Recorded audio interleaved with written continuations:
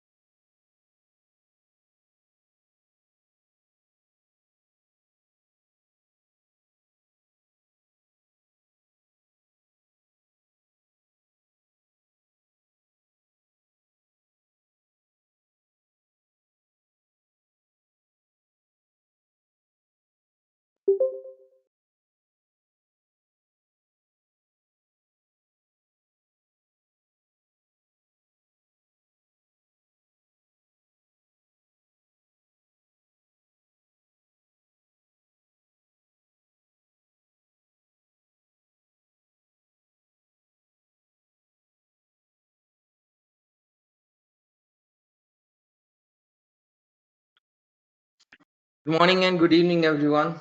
Hello and welcome. Are you seeing the screen?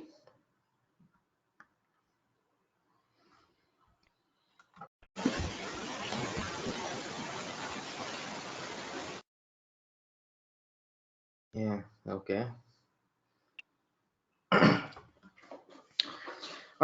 So I hope everyone can spin virtual machine automatically with Vagrant. If you can launch virtual machines, Linux virtual machines, we already did what we did in the previous class, then we can start learning now Linux. Hello. Yeah, okay. So let's continue. Let me mute everyone. Okay. So first, let's understand about Linux. You know, some people are, there's so many people actually who are confused about Linux, CentOS, Ubuntu. I know Linux for some people means just Red Hat Linux. CentOS, they think that's a different operating system, or Ubuntu, they think it's a different operating system. Actually, there are very less operating system in the world, just two, three actually, just three. Okay, and all the other operating systems are based on that only. So we have Windows operating system, we have Unix operating system, and we have Linux operating system. Okay, these are three main what we see in general life, these operating system. So you see different operating systems. So why mostly Linux. There are a lot of flavors of Linux operating system. So whenever Linux comes to my mind, the first thing that comes to my mind is open source. So you know what's open source? So if I ask this question generally, well, anyways, you're seeing the answer, but if I ask this question generally, people say it's a free software. Well, open source doesn't mean free. Open source means the source code of the software is freely available. The source code means the code written to create that software. That's freely available. Now, if I ask you, do you know the code for MS Word, Microsoft Word, or Microsoft Office Suite? The code that was written for it. No. So developer write the code, they build it and create the software. Let's say MS Office Suite. Now Microsoft will sell the software, Microsoft Office Suite, but it will never disclose the code written to create that software. On the other hand, open source software, so open source operating system, where they release the source code, the code written for to create the software also freely. Like there was this guy, Linus Torvald, not was, he is still there, and he looks quite young actually till now. So he took the Unix operating system kernel. So previously we had Unix operating system long time, and he has written a kernel. Kernel is the heart of the operating system, and that kernel was exactly similar to Unix kernel, and he released that kernel with open source license. With open source license, if you release any source code, this source code is available for everyone. Anyone in the world can download it, change it, and make the software as per their need, create the software as per their need, and can redistribute also. So actually the reason why we are all sitting in this class, or we're having this class, is because of open source. Linus Torvald created this Linux kernel, and he released it. Now there are so many communities and organizations and companies who used that source code, Linux source code, the kernel source code, and created and added their own softwares into it, like their own graphical interface, GUI, their own tools, their own softwares, and they created their own operating systems. Like for example, Canonical created Ubuntu operating system. Now Ubuntu is a Linux operating system. Same way Red Hat created Red Hat Linux, Red Hat Enterprise Linux, Red Hat CentOS, Fedora Linux. Red Hat has also a lot of operating system. So all these, then there are other companies also, other organization, other communities who took that kernel, added their own utilities, and created a complete operating system. So there's one question that people ask in Linux interviews: what is the difference between Linux and Unix? When we use the word just Linux, that means the Linux kernel, just the kernel, whereas Unix is a complete operating system. So Red Hat Enterprise Linux or CentOS Linux is the operating system, but if I just say Linux, that means just the Linux kernel. So that's the difference. Now even you can download the Linux kernel, and you can code and you can create your own operating system, and you can give your name. Okay, there are lots and lots of Linux operating system. List of Linux OS. Let's go to wiki.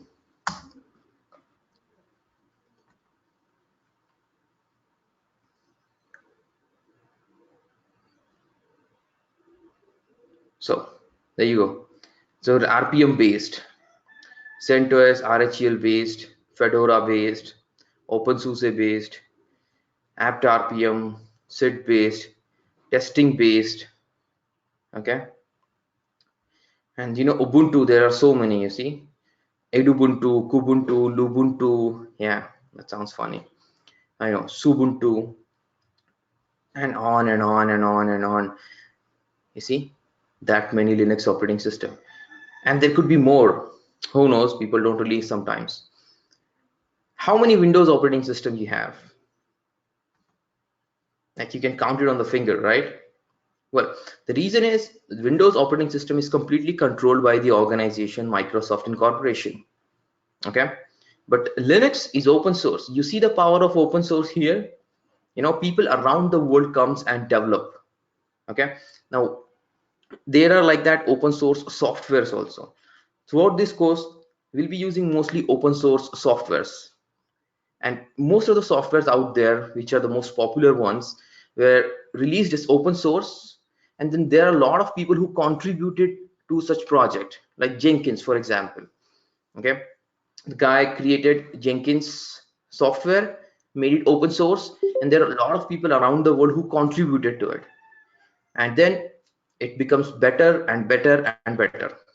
Okay, so one thing you have to keep in mind, open source softwares or open source operating system means tons of features. Okay, lots and lots of features, right? Now there are some Linux, or you can say these are Unix principle also. In Unix, in any Nix operating system, everything is considered as a file. Even your keyboard, your mouse, your hard disk, like you can literally see that file, keyboard file, or your hard disk file or your mouse file in your operating system. We'll see that. Linux believes in, Linux principles believes in creating small programs. Okay, we don't make bulky huge software. Okay, uh, small softwares, and small softwares are combined together, chained together to create a bigger application. Okay, so we have ability to chain programs together. One programs connect to the other one connects to the other, and you get a big application. Okay, these same principles are applied in so many places, like DevOps, for example. Now we have a lot of softwares. I have shown you DevOps lifecycle, and there are so many softwares which connects together, which work together as a complete DevOps lifecycle. Okay, now fourth point, and we're going to revisit these points. Okay, these are not just to show you, these are the principle that you are going to follow. We avoid a captive user interface. What that means? Well, for that, let me ask you a question. How do you install software in Windows?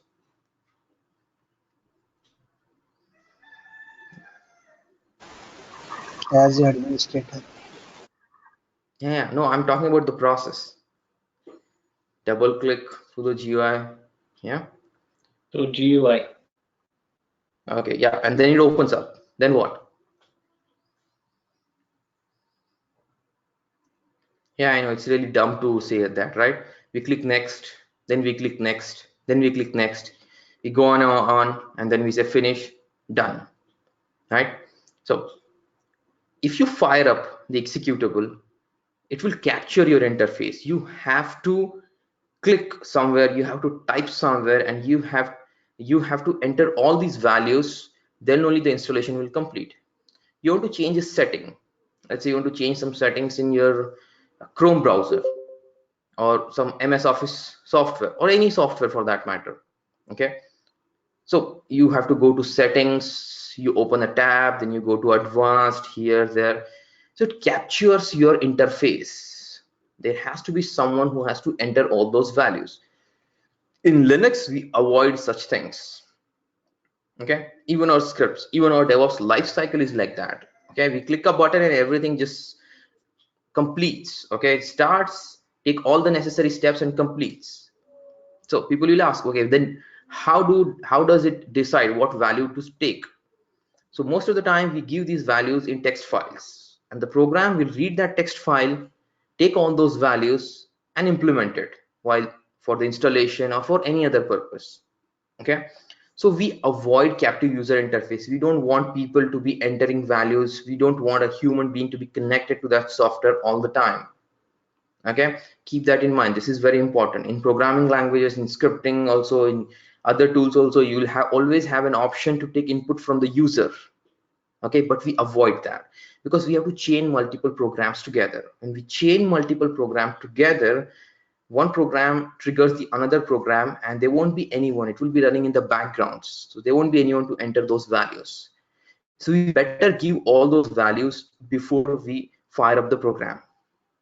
Okay. Also, configuration data are stored in the text file. I want to change configuration of some service, some software. I go open a text file, I change the values. I don't need to open the GUI. Okay. Now that makes sense, right? Why Linux is most of the time we go for the command line. It's faster that way. It's not complex, it's faster that way. Okay. So keep that in mind. Now, why Linux? People ask me, why you are only showing us, Linux operating system in DevOps. We don't use Windows or what? Yeah, of course we use Windows. Okay, we don't like. It's not like we hate Windows or something. Okay, but there are so many reasons why we use Linux. The first primary reason I'll tell you, that most of the servers that are there, which we are going to automate, operate, okay, and maintain, are going to be Linux servers. I've shown you vProfile application architecture. They're all the services. All of them runs on Linux operating system. Okay, well, Linux is open source, and this huge community support. If there is some problem with Linux, we are doing something, we don't need to go to the vendor directly. Okay, there are so many forums and all. We get a lot of support. We can customize it, okay, heavily. We can change it as per our need. When we chain multiple programs together, we'll need all those things. And also, most of the DevOps tools implemented only on Linux. For example, Ansible can be installed only on Linux. Puppet server, Chef server, okay, these runs only on Linux, but we can automate Windows operating system also. Okay, Linux is way ahead or light years ahead in automation compared to Windows. Okay, and then there are so many debatable topic. The main reason is we don't have a choice. Okay, there are a lot of Linux systems out there, and we have to maintain them. All right, that's one reason. Nobody's against Windows. Okay, we can automate Windows based operating system also, and I'll show you some options there in the course. A little architecture of Linux. At the heart you will have the hardware. So not at the heart, actually is the hardware, right? The CPU, the RAM. And also note one more point. We also call hardware as compute resource. Okay, compute resource, we'll use this word and you'll hear this word a lot. This compute resource is managed by kernel. Kernel is heart of every operating system. Okay, so kernel is the software that operates the hardware, that operates the system. Okay, that's why it's also called as operating system. It operates the system, and we send the signal to the kernel through shell. Okay, that black shell, right? Command line interface. And then there are so many utilities built around it. Okay, softwares like GUI based softwares like browsers and PDF reader and all those things. Okay, commands, a lot of commands. Right, so this is the architecture of Linux. Hey, just give me a moment.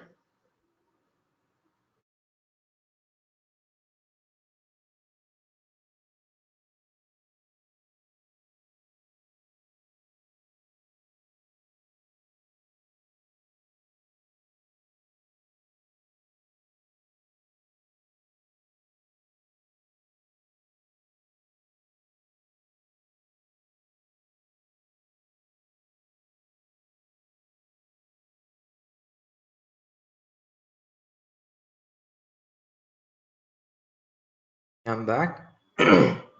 Sorry, having a little sore throat.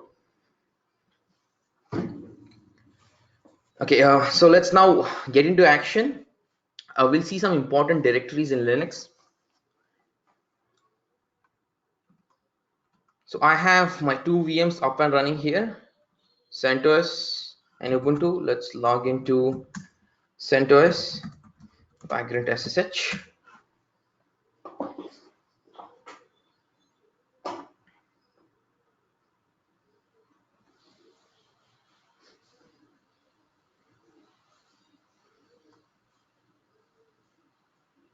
Okay. So let's understand the prompt here first. This is called as the prompt. This will be the username.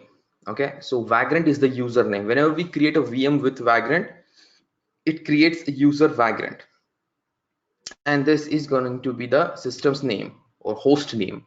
So it's just localhost. This tilde is a symbol of home directory.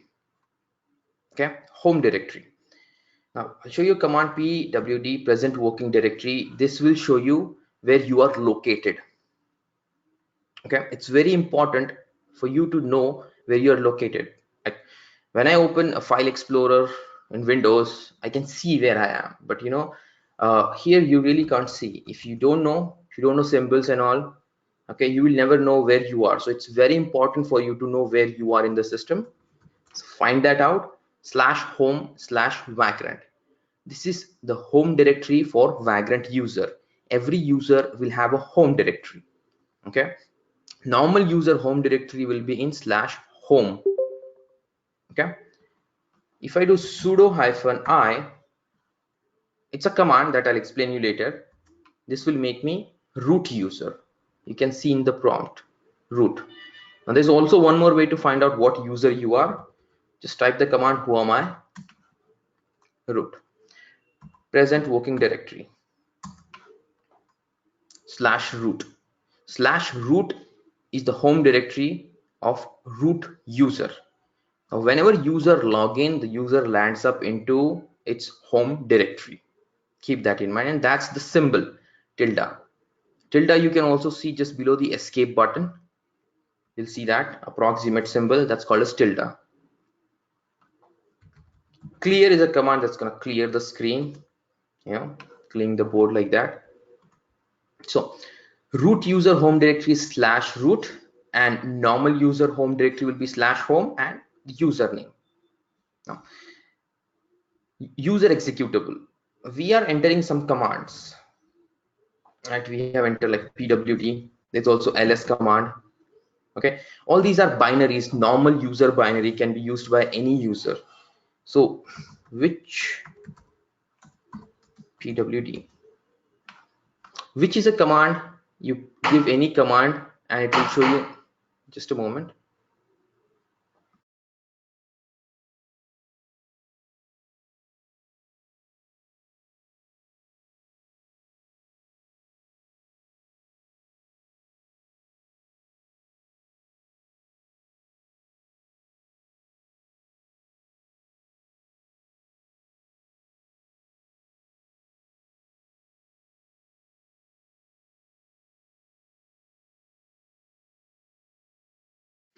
So you pass any command to which and it will tell you where it is located. You see /bin like that, which ls.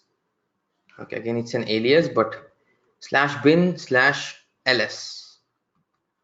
So cd is a command that can change directory, go into different directory. /bin. So I'm into bin directory now, and you see there will be a lot of files here.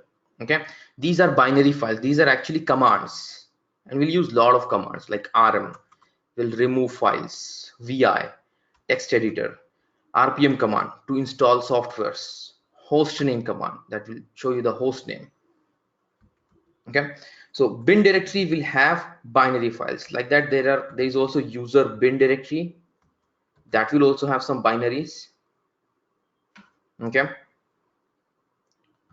so bin/user/bin, and there's one more /usr/local/bin. Now this will be initially empty, but if you create your own scripts that acts like a command, so you can put your script into this directory, and then you can call your script from anywhere. You just need to type the name of the script and it will get executed just like a binary.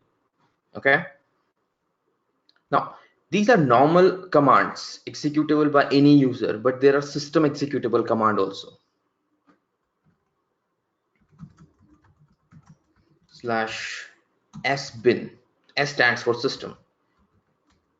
These are the commands that is used to manage your system. Okay, if up, this command will bring up the network interface. If down, this will bring down the network interface. Okay, and there are a lot of commands. mkfs to format, fsck to check the file system. Okay, a lot of commands. lvm to set up lvms. Right, so these are system executable commands. Again, you have usr sbin. Right? Then you must be wondering why I'm showing you directory different paths. Okay, there are like hundreds and thousands of directories in the Linux system. Okay, so see, this is not Windows. In Windows you don't even care, you just have like desktop shortcut, you open it up. But when you're talking about Linux, we customize it a lot.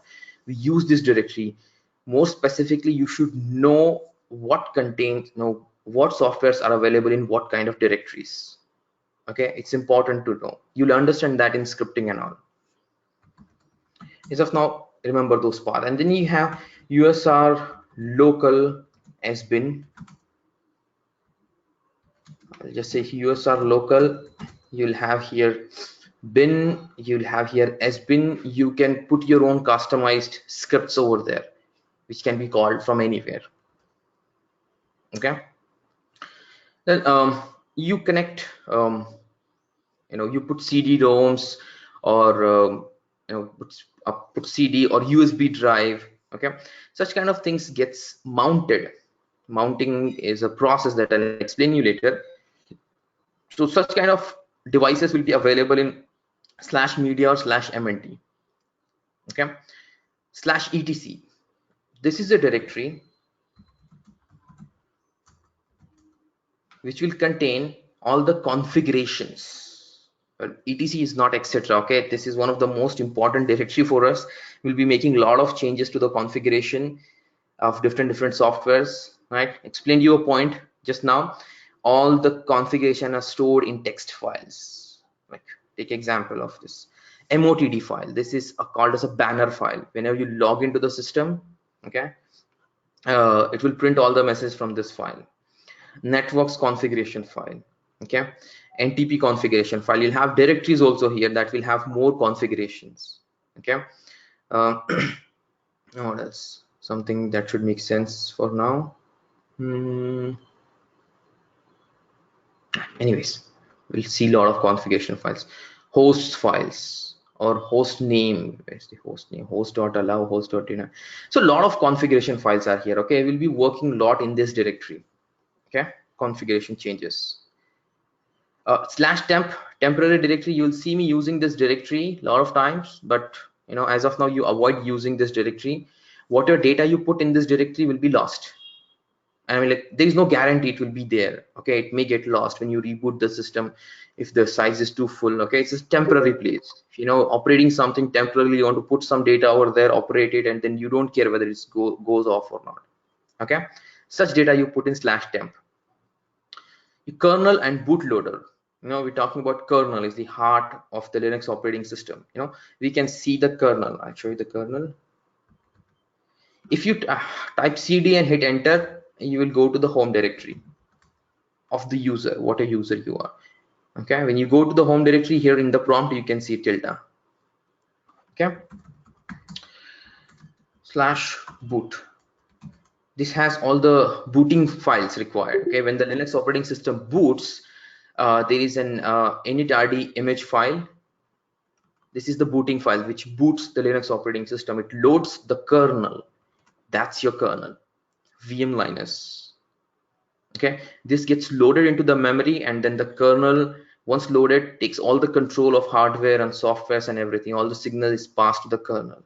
Okay, du-sh, this command will show you the size of any file. If I say VM Linux, and it's really a very long thing to type, I'll just hit tab to complete it. 4.2 MB. Your actual operating system size is that much. Imagine that. Okay, and all the others are utilities. Okay, are different softwares. Shell is also software. Okay, server data will be also operating in this directory a lot. We are going to manage a lot of servers in this course, and in your career also you'll be managing a lot of server. like DevOps based servers for, Jenkins is a server, Puppet server. You have, a lot of different kinds of server, even the web server, application server like Tomcat, Apache, MySQL. They store some data. All that data will be by default going into /var or /srv directory, mostly /var. Okay, this will have the server data. Server means the services that runs on our system. Okay, like MySQL is a database service. It stores the data. It's going to be storing in var directory /var. Okay, we'll use this one also a lot. Then you have system information directory where, it's like /proc. Like, I'll show you one example. Okay, cat command will read the content of a file /proc/cpu info. This file will have the information about the CPU. Okay, what CPU model name, how many cores. Now we are in the virtual machine. It's a virtual machine. It's a virtual CPU actually. Okay, but the file remains the same. This file can get updated frequently whenever the things changes. We are going to run a lot of command, and let's be a lot of information that will be fetched from this directory. Also /sys. Then you have library files which we hardly do anything with it. Okay, there will be a lot of libraries required by the software, C libraries, Java libraries, Python libraries. This will be located in /lib or usrlib, or you can put your own custom libraries here. Okay, these are some important directories, and I'm going to ask you tomorrow what directory contains what. You better by heart that if you want. You know what, I don't use that word. Okay, I always say the other way, don't by heart, but as of now, yes, you should be by hearting this. Okay, everyone clear on this? Any questions?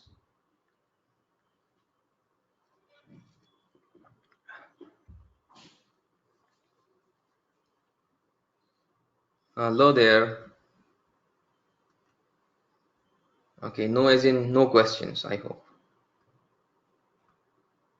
That's all? Yeah, okay. Okay, you can ask me question, all right? Anytime you can stop me and ask me questions. The first 2 weeks I told you are going to be very crucial. You better understand everything. This is your ground zero. You understand your base. Okay, Linux systems, virtualization, network, all these concepts. All right, people fail in DevOps is because their base is poor. They don't understand the Linux system, they don't understand the virtualization, they don't understand the network, and they just directly jump to cloud computing and Ansible and all those things. Those things will be very, very complicated if you don't know your basics. If your basics are good, these tools, doesn't matter, even if they change, you will be able to do it. Okay, you'll be able to learn it by yourself also if your base is strong. Okay, I've designed this course in a way that it first builds up your base, and based on your base we create all the DevOps life cycle. Agree?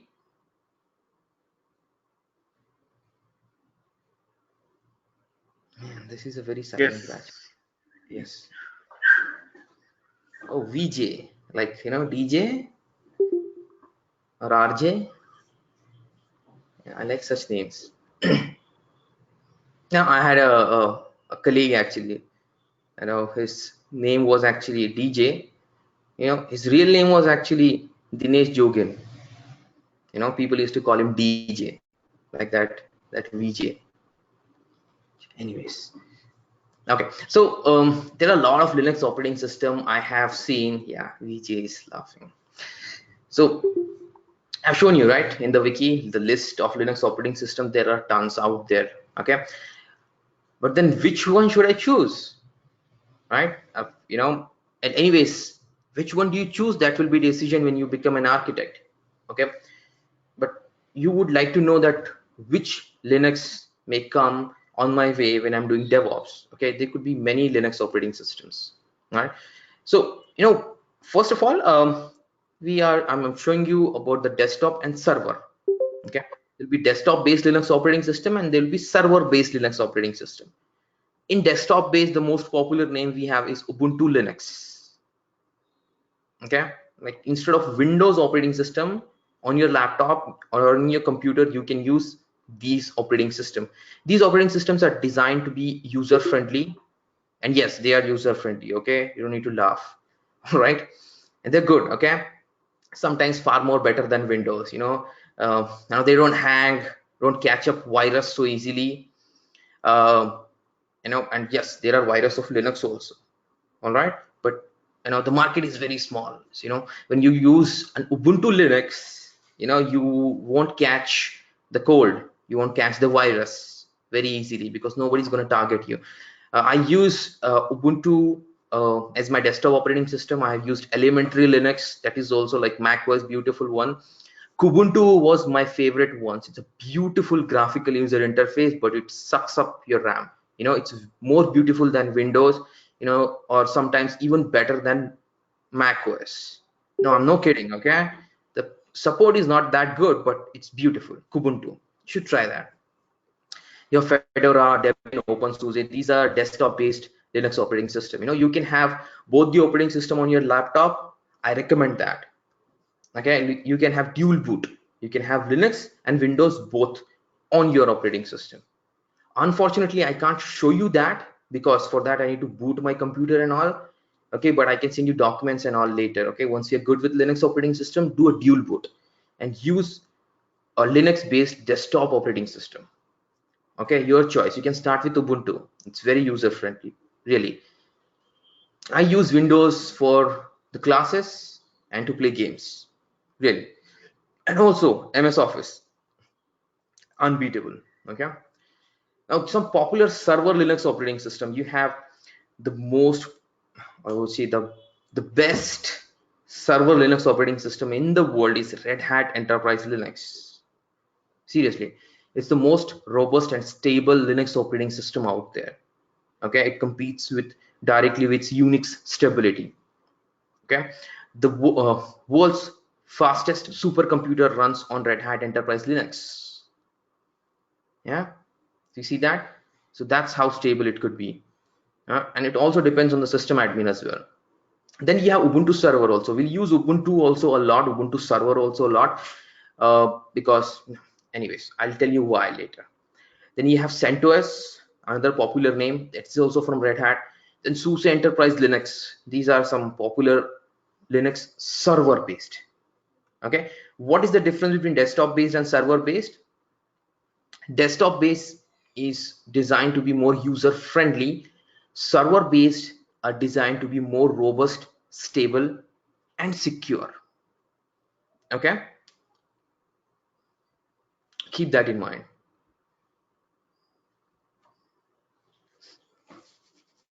Okay, so which one we use? Well, now we're going to talk about mostly server based only.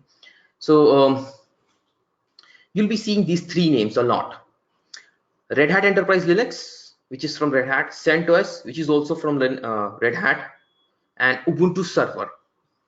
Well, RHEL, Red Hat Enterprise Linux, is from Red Hat, and it's a licensed operating system. You get all the support and all the software comes directly from Red Hat. You don't download and install any open source software from anywhere else. You have to download software only from Red Hat. Those softwares will be well tested. Now, Red Hat has also CentOS, which is similar to RHEL. The difference between this is CentOS is complete open source Linux operating system. Okay, it will be almost same. These are almost same. Okay, except some commands all same, but this is completely customizable, open source. You can download software from anywhere you want. It will have its own repository, software repository. Okay, then Ubuntu Server has picked up a lot. I guess it's because of the automation and because of the DevOps. There could be so many reasons, but Ubuntu is a Debian based. Okay, Debian based. You'll understand the difference. Ubuntu Server repository is, you can say, get the latest and greatest software from Ubuntu, the latest one. So this is how it works. You use smartphone. I guess everyone will use smartphone, right? Some people will use Android based. Some people will use iPhone. What's the difference? No, apart from the cost. I know iPhones are very expensive, crazily expensive. The new iPhone XS my friend was showing, it was like 80,000 something. It's like crazy. Okay, but people pay for that much, right? Yeah, I know they do it for style, of course. Yeah, that's one reason. But you know, everything in iPhone is controlled by Apple. Its software is given by Apple. Okay, its hardware is given by Apple. All right. So they focus more on the stability, the performance, like someone just put there. Okay, performance, the stability is designed for more stable. Of course, it's very user friendly also. But you see, it's not too much customizable. Whereas Android, you know, if there are some people who hack into the systems and all, you must do root to the Android, and you can do so much of customization in Android. Okay, same difference is there with Red Hat based softwares, Red Hat based operating system, and Debian based. Okay, especially Ubuntu will give you the latest and latest softwares. Same like Android, you get latest softwares, right? But Apple will release its software very late, or sometimes will such apps won't be available in iPhone like what you have in Android. You have lots and lots of apps in Android. Okay, so Ubuntu has lots and lots of softwares and get latest one, whereas from RHEL it will be well tested. It takes time to release. Some software doesn't even come in RHEL if they don't approve it. Okay, so that's the difference, and based on that we choose it. Okay, we want sometimes stability, sometimes we want the latest software. Okay, so architects will be dangling in between this. All right,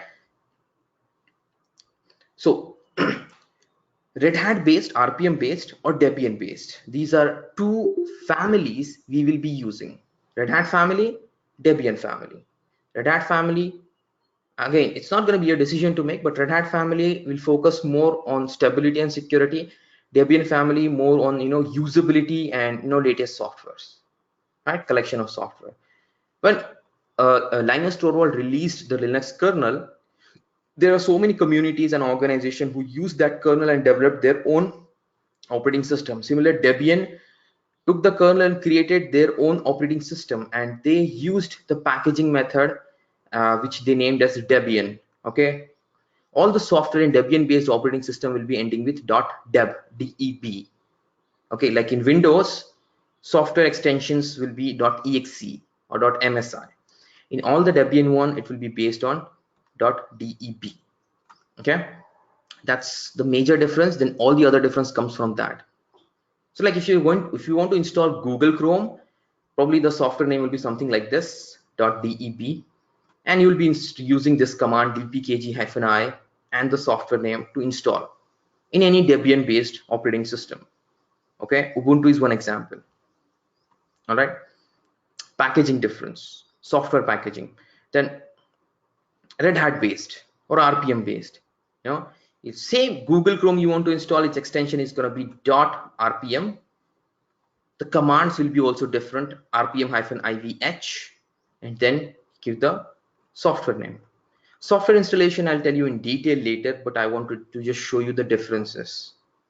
Okay, and all the other difference come after this. The package name will be different, the software names may be different for the same software. The installation process, removal process, configuration, file names, these will be different. Okay, most of the places they'll be same. Okay, but there will be differences, and I will be teaching you both the operating system parallelly. All right, parallelly. There are some great Linux system administrator who worked only on Red Hat based system. When they come to Ubuntu, they face a lot of difficulties. Okay, some people ask me this question, some of the trainers, some of very technical people, that why do you use this multiple operating system? Just take CentOS or Red Hat, any operating system, and use that in the entire course, right? You'll have less confusion, like the students will have less confusion. And I'll say, but what happens if they get into the real world and then they see Ubuntu server, which will be a definite case? What will happen then? Okay, because there are so many software that we'll see will work better on Ubuntu server. You get that package on Ubuntu server, get the latest one on Ubuntu, for example, Jenkins and all, right? So in that cases you'll have problem, and then probably that time you'll curse me. I want you to bless me, all right, later. So you'll be learning both the operating system. Okay, it's not just I wanted to include, it's very important. Okay, because you go to documentations and all, you'll see that. All right, so that was a lot of theory about Linux, but it has to be covered. Go through this one. I hope everyone has this PDF. It came into the starter guide, starter kit, Linux quick start. So this document I created, this book I created, so you can easily get started with Linux. Okay, jumpstart. This is not everything, okay, but this has to be the minimum of Linux that you would know. But this is not all the Linux that we are going to learn. This is just the beginning. Okay, there'll be lots and lots of Linux learning till the end of the course. Okay, all right, so now let's get into action. Okay, exit and I log out from root user. You see, now I am Vagrant user. So let's say, so you know now pwd. Okay, who am I? All right, ls. Right, you can say this is the GPS locator for you. You should know where you are, who you are, and what is the content there in that directory. Okay, now once you understand that, I'm going to create a directory here called as Linux-practices ls. So mkdir command will create a directory, and yes, we call directory and not folder. cd, get into that directory Linux practices. pwd, so that's my current location now. Okay, and let me create more directories here. Let's name it as one as Jenkins, one as Ansible, one as just DevOps. So you can create multiple directories like that with mkdir, with the multiple names. I'm muting you. Questions? Okay. There's one command touch that will create empty file. Empty file. Okay, touch. I'll just give file1.txt. Yeah, you know what, I can use a range also here. 2.9. You know, remember maths, you know, that parenthesis and there is a multiplication. It works like this. Okay, it's going to be file 2, file 3, file 4, file 5, file 6 till file 9. So this is the range. You see, that many files got created. Okay, that's range. That's too early in the game to tell you, but you know, it's fun when you do these experiments. So I have here like 9 files and 3 directories. Okay, now let's see copy. There are so many files here, there's so many junk. I'll create one directory here and name it as backup, and I'll copy these files, or let's say first file I'll copy cp file1.txt. cp, you give the source, the file that you want to copy, and the destination. Backup, ls backup, or I can go to the backup directory and I can do ls. The file is copied there. Okay, cd dot dot. cd dot dot is going to take me one level up. So like now I am in this directory, backup directory. If I do cd dot dot, I will come to Linux practices. Okay, one level up. All right, clear the screen. So that was about copying a file to a directory. But you know, when I do like this, let's copy another file. You can use up arrow and see the previous command. There's also one more way. You can run the history command and see all the previously executed commands. So it can store up to 500 commands, or I believe now 1000. all the previous command that you executed. Okay, it's good for tracking. So if I say cp, I want to copy file 2.txt into backup. I want to copy with a different name. So no, in the destination I can give a different name also to that file. Let's say new file 2.txt. Let's back up. See that file is copied with a different name. Okay, or I can just, when we're taking backup of any file before we're making any changes. Okay, let's say I want to make some changes into file 4.txt. So before I do that, I'll take its backup. I'll say file 4 underscore txt underscore backup.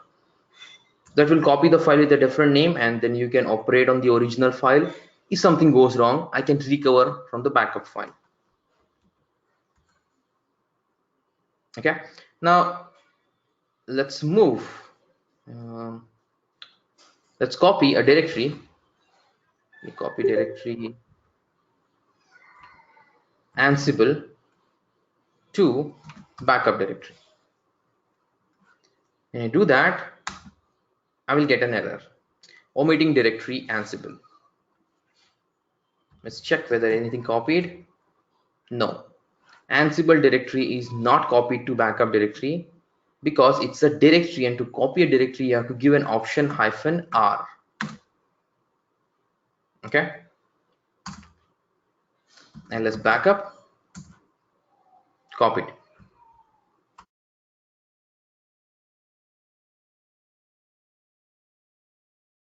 Just give me a moment.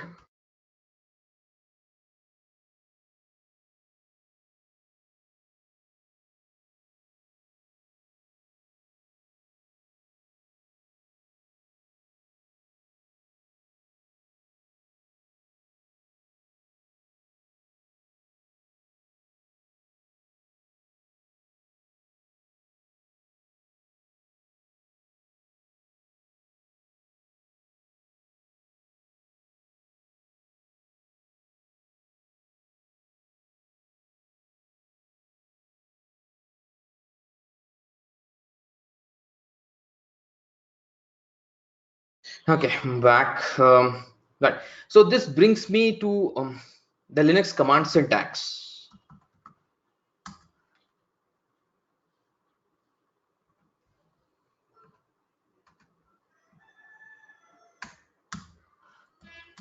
So part of the command first is going to be the command, which is cp command. Okay, then you will have option or options. You can have multiple options. So -r is an option, and then you will have arguments. So source and the destination are the arguments. Now you have working now. What is working now?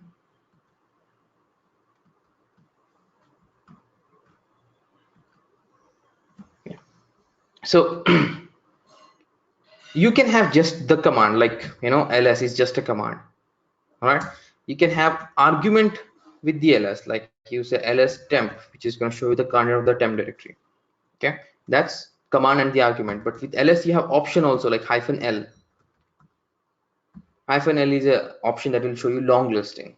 Okay, more information about the directory or the file. So cp you definitely need to give the argument, but some commands are just the command. You can pass the arguments also to them, and you can pass the options also to them, and there'll be lots and lots of option. We have, I don't know, I never kept account, but there'll be thousands of commands, and they'll have, all the commands will have multiple options. Okay, it's not easy to by heart these things, and we don't by heart, frankly. If you want to know the options, then you have help, cp -help. So -help, this is a very popular option with most of the command, and it will show you how to use that command, what are the options available. So let's say you forgot about the -r option, you don't know how to copy a directory. So you do cp -help, and it will print all that information. CP, copy source to destination or multiple source to a directory. You can give multiple source also. And here there are so many options. -a archive, -f force if it's asking you a question. There's already a file present and it will ask you a question. Okay, -I for interactive, so it will prompt you before overwriting any file.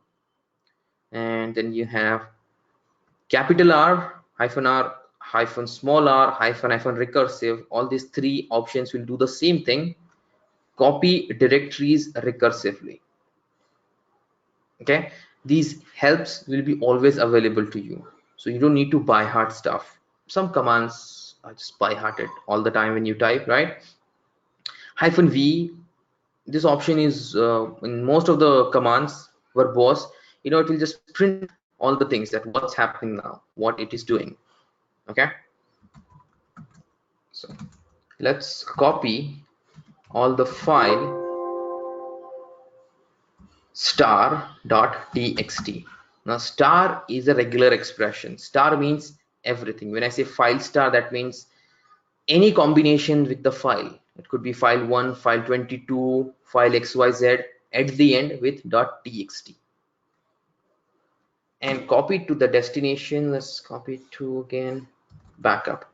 And I will do -I, -v verbose. So it's showing you, see, file 1.txt copied there, file 2, this is -v. With -v option you can print all that information, what's happening. Okay, sometimes it will be very useful to record logs. I'll show you that later.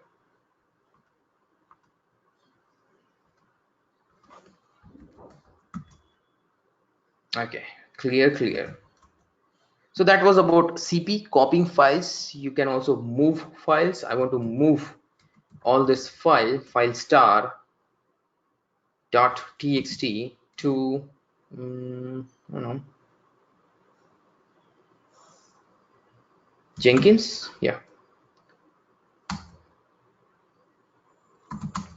all the files are moved except that one, because that has a different extension _backup. Okay, if I want to move a directory also, I can move the directory. Like I want to move Ansible to Jenkins. With move you don't need to give any option. Okay, you can move it directly. Move command is also used to rename the file. Okay, move command is used to move the files, also rename the files. And when I say file, people, file is everything is file in Linux. Okay, so directory is also a file. MV, and I want to change the name of backup directory to latest_backup. You see, renamed. Like that you can rename any file with MV command. Okay, now we have seen all that command CP and MV. Okay, and we are passing arguments. We are already in a Linux practices directory and we are operating on these files. But let's say we are somewhere else. Let's say we're in temp directory, and now I want to move this file to that directory. Okay, now this files and directory is present in this directory and I'm in temp directory, so I can't give here file 4 .txt_backup because I'm not present here. Sorry, that file is not present here. See, no such file or directory. Here the content is different. In such cases I will use absolute path. Absolute path begins with root directory. Okay, / home vagrant Linux practices file 4.txt_backup, and then I want to move it to latest backup directory. Okay, that is also present in here. So now the destination /home /vagrant Linux practices latest backup. I'll move. Okay, MV move. All right, I want to know whether it worked or not. So ls/home Vagrant Linux practices. It's not there. Should be there in latest backup directory. There you go. Let me run the history command now. So when we are doing these operations here, we were present in that directory where Ansible and Jenkins directory were there. Okay, we're present where these files are available. Okay, so we're doing MV and we are giving relative path. Okay, these are relative paths. This is absolute path. Absolute path will always begin with /. Okay, root directory. CD /. This is called as the root directory. It's not just a symbol. Okay, root directory. If you do ls here, this is the top level directory. Everything in Linux comes under this. All right, you see home directory there, etc directory there, bin. Now I can say this is your entire Linux operating system with all the data. If you have partitions, different drives and all, everything will come under this. This is your entire Linux operating system. Okay, nice, right? ls-a. -a is an option which will show you hidden files also. That's a hidden file. Hidden file always starts with a dot. Okay, you can't see them just like that. You have to give ls-a. All the files. It will show all the files including dot. Okay. Now, there's a lot of confusion between absolute path and relative path. If you are not understanding it, let me know. I'm going to run through it again. Okay. So, absolute path, to be as a good practice. Now, if you're like new to Linux and all, or if you're not good in Linux, use absolute path all the time, at least in the beginning of the course. Okay, when we're learning this Linux quick start, use absolute path. Okay, that way you will know which files are located where. It's important for that. Okay, relative path is for convenience. All right, you're already located there. So the difference will be like this. So I'm located at a place. Okay, like let's say I'm in the Visual Path Institute. Okay, which is in Amirpet Aditya Enclave building. Okay, I just told you. Okay, and Aditya Enclave, floor number so and so, room number so and so, cabin number here. Okay, I'd be sitting there. All right, or let's say I'm taking a class over there in a room number 3. If you're already in Amirpet and you called up the front desk and asking where is your building, they'll not tell you it's in India, Hyderabad, Amirpet, Aditya Enclave, floor number so and so, room number so and so. They will just tell you you're already in Amirpet, so they'll just tell you come to this building, Aditya Enclave, and in this floor on this room, this is the room number. So that's a relative path. Okay, but let's say I'm sending a letter or something, I need to give the complete address where you're located on the planet, right? So I may include the country name also there. Okay, country name, state name, district, city, area, right? All that complete information. So absolute path is like a complete address, complete location of a file. Can be anywhere in the system, but absolute path can be used to operate on the files. Okay, from anywhere. Relative path, if you're already located there, if you're already in Amirpet, I'll just tell you come to Aditya Enclave. But if you are like in a different country, I'll tell you when you come to India, come to Hyderabad. In Hyderabad, you have Amirpet, then you have an Aditya Enclave building, like that. Got the point? That's the example of absolute path. Okay, and as a good practice, everyone start using absolute path. When you're doing CP, MV, RM, use absolute path. Okay, relative path is for convenience. You're already there, so you operate on those files. Any question in this one?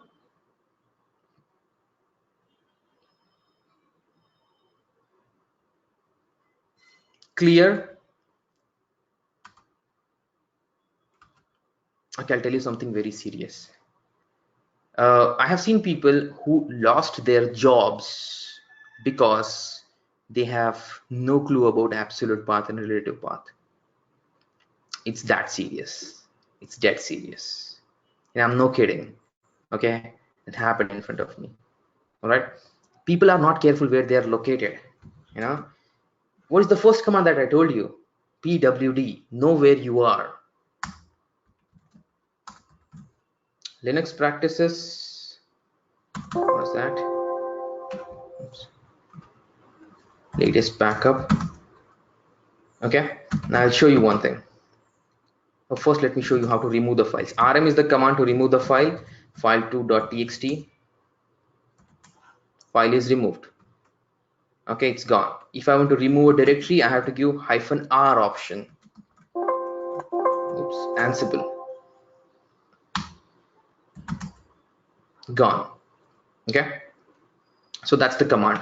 Or you can use regular expression also, like if you want to do remove everything, rf star, and this will wipe out everything in the current working directory. Okay, you know where you are, be careful. Okay, let's say you are in a db directory where there is db files. Okay, but you really don't care. Okay, and you have to delete something in a directory, in a different directory. Okay, and you have given a path, and thinking that you're removing everything in the temp directory, you have deleted everything in the current working directory. Okay, what happened here? I did cdtemp. Okay, but people are so much addicted to captive user interface, next next next, finish, done. They don't even read the errors.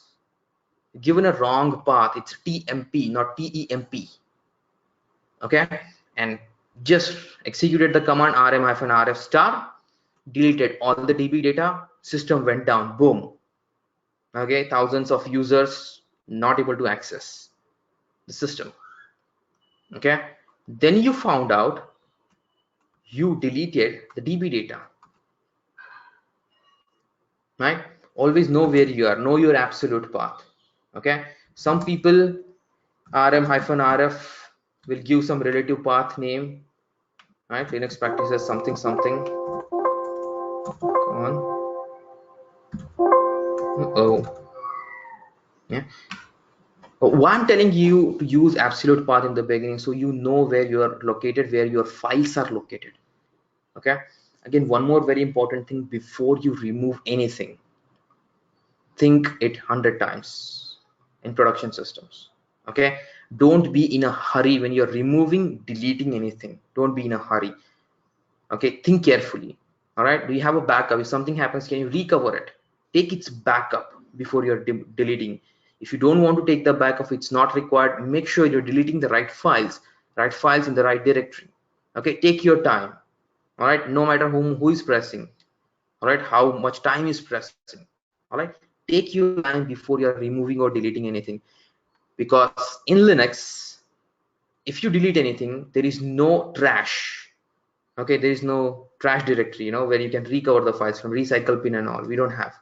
It's gone, it's gone.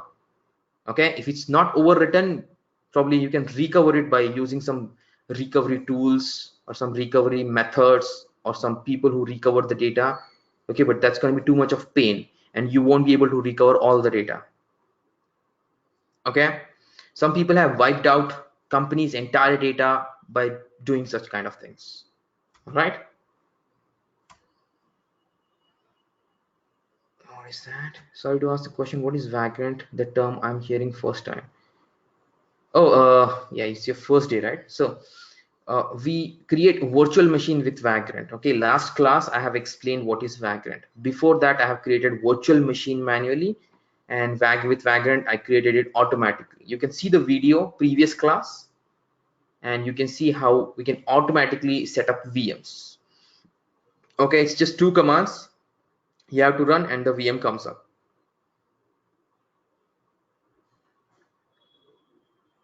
Okay,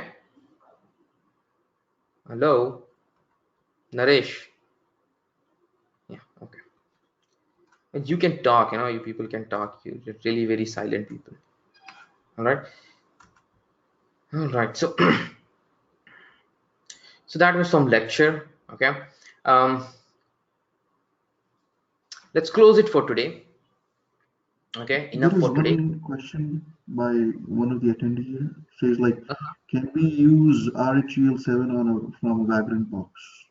Oh, you can use anything, your choice. But for now, if you don't know Linux, then stick to what I'm showing you, because later we'll be using all the different operating system: RHEL 7, 6, CentOS 6, 7, Ubuntu 14, 15, 16, 18. Okay, so because there are differences. Okay, there are differences of commands also, which you will learn in this week. So I suggest you first go with whatever I'm using, and then later you can use any. I'm going to use CentOS 7 and RHEL 7 also later in this week itself. So you can wait, or if you want to experiment, you can experiment. No one's stopping you. All right, but throughout the course will be, I don't know, never counted, but 5-6 different flavors of Linux we'll be using.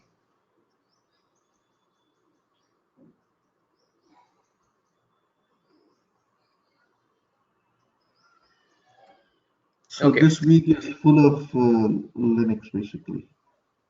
Yes. This week, as in, it's what, Wednesday, right? Wednesday, Thursday, Friday, Saturday. Yeah. Saturday probably we'll set up our project, vProfile project on our Linux machines once we are through with all our Linux.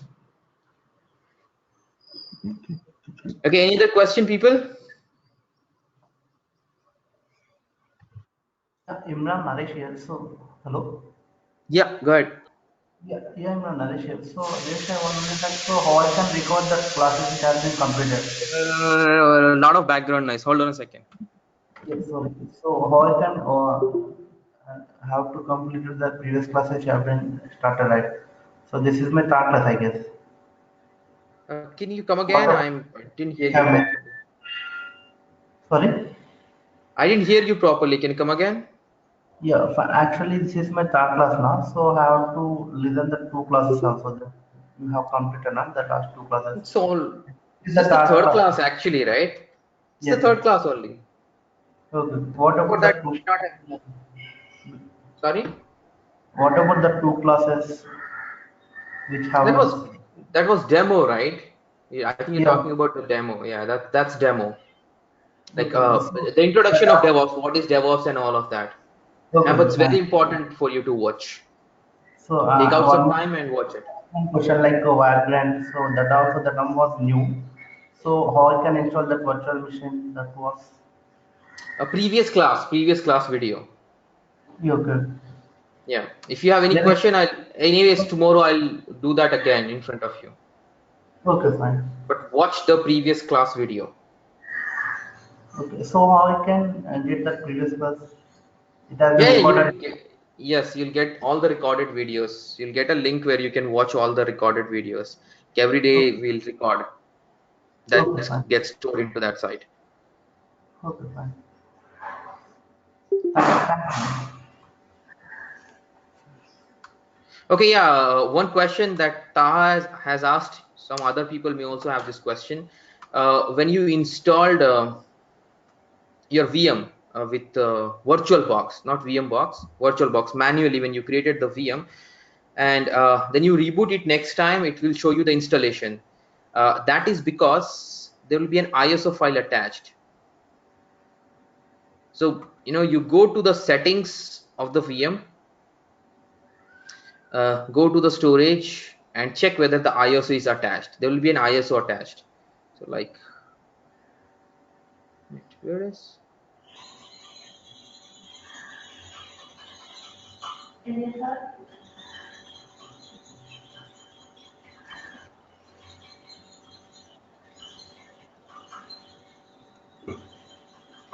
Okay, so let's say the ISO is attached. So whenever I boot, okay, can you please mute? There's too much background noise. So whenever you boot, thank you. So whenever you boot, it will boot with this ISO. So you better remove the disk from virtual drive. Click here and then power on. So then it will boot with the hard disk of this VM and not the ISO. Okay. Yes.